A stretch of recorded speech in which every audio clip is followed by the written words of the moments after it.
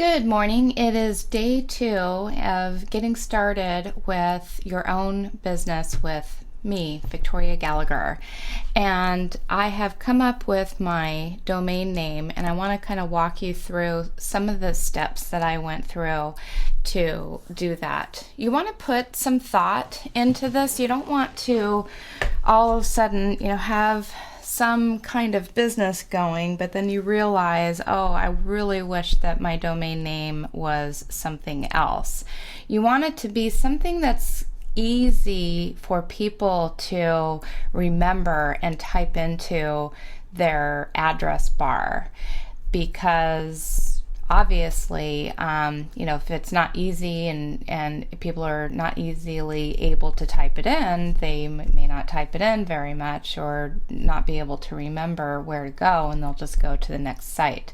People have a very short attention span, and it's not anything personal. It's just simply they want to do what's easiest to do. So as you can see here on the keyword tool on Google Adwords, this is the search term that I ended up coming up with, biz. And the monthly average searches are 9,900, and the competition is low. Now, I also started doing some thinking about just the brand name. And if you think about a lot of the very popular websites out there, well, I happen to be on Google, and you wouldn't know what Google is just by the word. So don't allow yourself to get too caught up in that. You do want to come up with a unique name, but it would be great if somehow or another it could include the keywords that people are going to type in. People have been, this is my other company, hiptalk.com.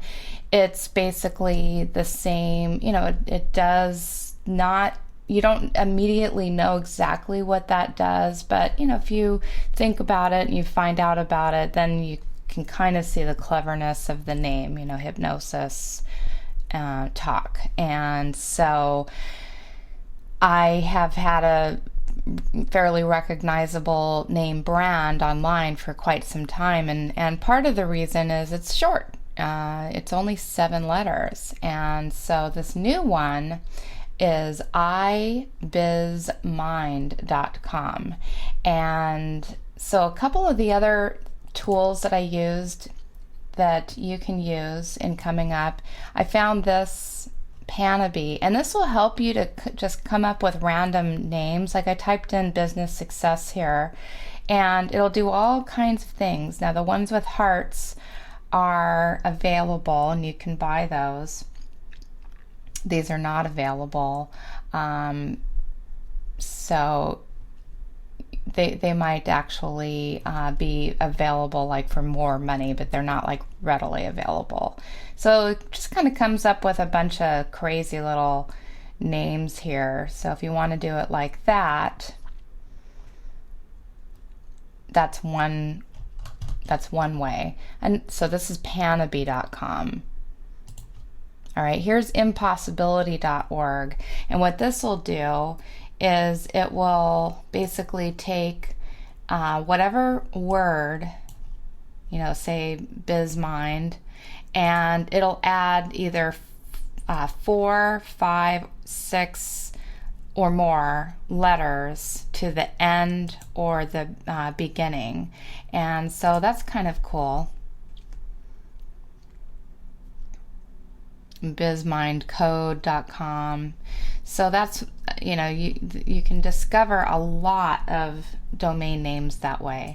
This is another one. It's kind of similar, and I found this one actually the most useful, because you can sort the results by length, alphabetical. You could also sort it with it's starting with the search term or ending with the search term. So say I wanted a very short, and then I wanted them all to start with the search term. The only thing I did find is for some reason it does not, it starts at just 2 letters, and as you do this more often, you do find that they kind of reuse the same prefixes and suffixes throughout. So it would be nice if they came up with like a 1-letter suffix and prefix as well, because clearly I was able to find that iBizMind was a possibility. So, and then finally, the other thing that you want to think about is your domain name going to work across all the social media sites? And I'm not 100% sure how reliable this is. Now, these are gone because I actually already got these domains on these usernames on Twitter and Facebook. So I have a Facebook page now with iBizMind, and I have a Twitter with iBizMind, and I have not done the YouTube yet. But the maximum number of characters that your username can be for Twitter is 15 characters. So you want to kind of have that in mind. And again, you don't want a very, very long domain name, because then people have to type that in. And you also probably want to avoid dashes and underscores if possible, even though it's very tempting because it looks nice. You can clearly see the definition between the 2 or 3 names, or however many are in your name. But in the end, you really want to try to keep the shorter the domain name, the better in the long run. So those are just a couple of things to keep in mind, because you are eventually going to need these social media sites, and you're going to have to come up with a name for them. And it would just be much easier for everyone, including yourself, including the people who are going to be using your site, to have just the one name.